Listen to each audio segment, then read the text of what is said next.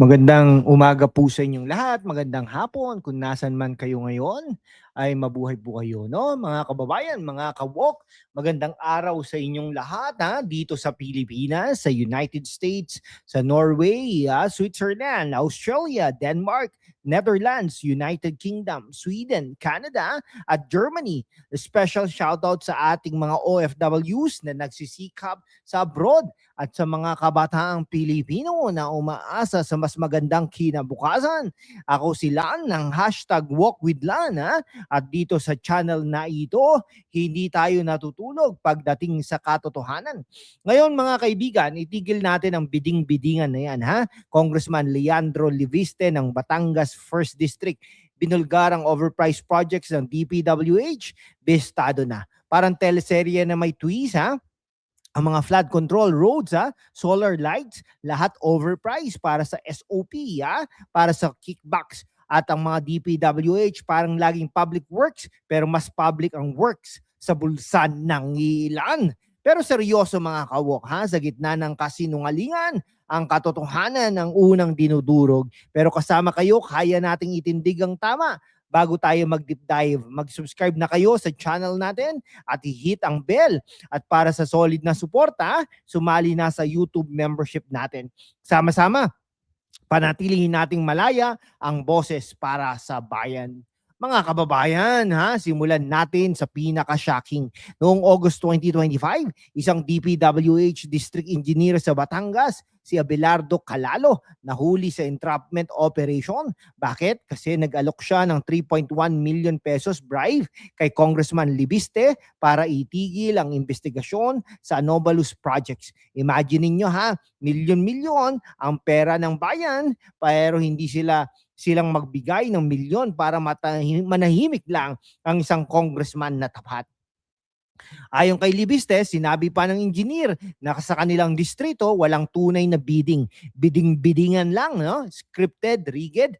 Ang congressman daw ang pumipili ng mananalo at may 10 to 20% SOP para sa lahat. Sa isang distrito lang yan, mahigit 300 milyong kickbacks bawat taon at sa buong bansa, trilyones na ang nawawala.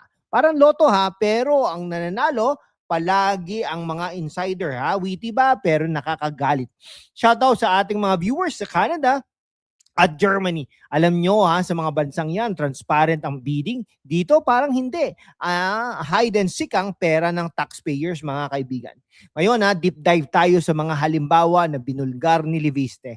Una, solar street lights. Sa DPWH, 233,000 bawat unit. Wow! Triple down ng market price. Cat's eye, 24,000 bawat isa.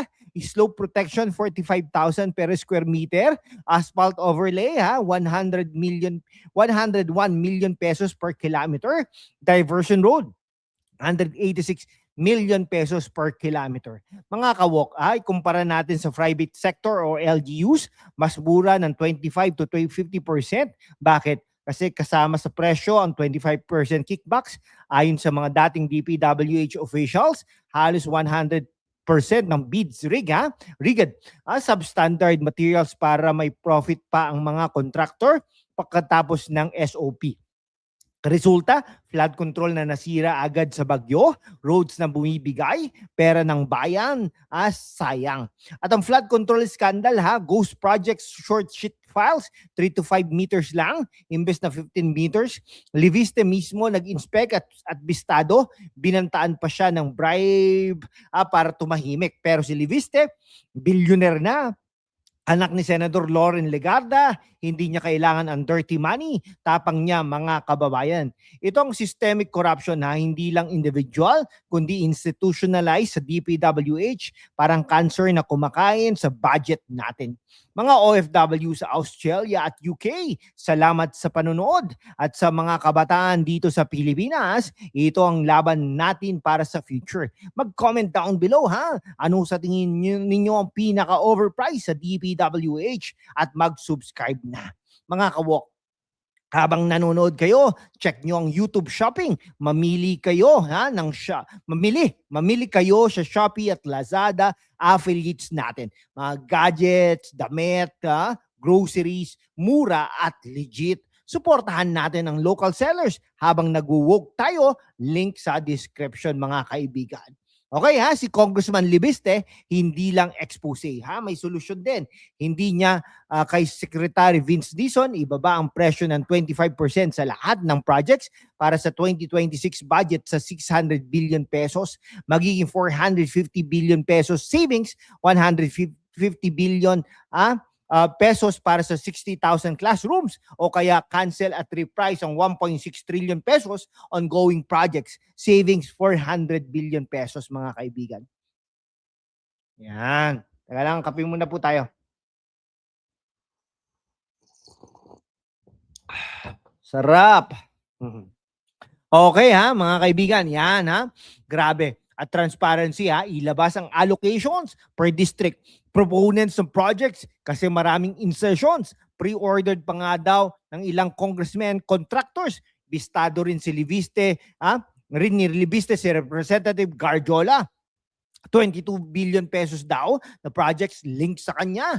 Sa DPWH, ang public works ay public na, pero works lang para sa private pockets. Pero salamat kay Libiste ha, neophyte congressman yan palang, pero mas matapang kaysa sa mga veterano. Shoutout sa mga viewers natin from Norway, Sweden, Denmark, Netherlands. Sa inyo efficient ang infrastructure. Dito, efficient lang sa corruption. Mga kababayan, ito ay hindi lang Batangas issue nationwide. Pera natin ito para sa schools, hospitals, hindi sa kickbacks. Libiste's fight ay laban natin para sa OFWs na nagpapadala ng pera para sa mga kabataan na nangangarap ng better Philippines. At sa gitna ng lahat, tandaan, ang katotohanan ang sandata natin. Mga kawok, salamat sa panonood I-like, i-share, comment, mag-subscribe at join membership. Mamili sa Shopee at Lazada via YouTube shopping mga kaibigan. Yan. Mag-comment din po kayo kung anong tingin niyo po kay Representative Libiste. Mga kababayan, sa gitna ng kasinungalingan, ang katotohanan ang unang dinudurog. Pero kasama ko kayo mga kawok, mga kababayan, mga kaibigan, kaya nating itindig ang tama, itayo ito. Sumali na sa aking YouTube channel membership.